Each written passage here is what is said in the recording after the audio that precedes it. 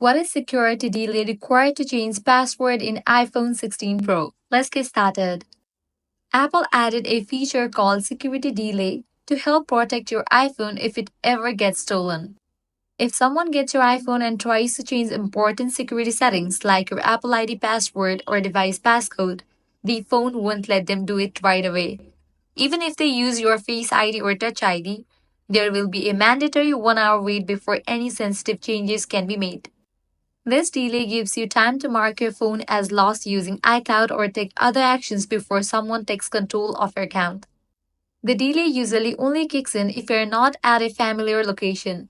You can also choose to turn this on all the time, not just when you are away from home.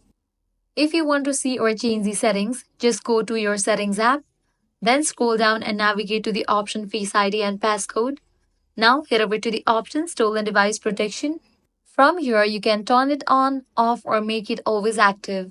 So, yeah, this security delay might feel a bit annoying, but it's there to protect your stuff. It's like a little safety timer built into your phone. If this helped, give it a thumbs up and subscribe for more quick iPhone tips. See you next time.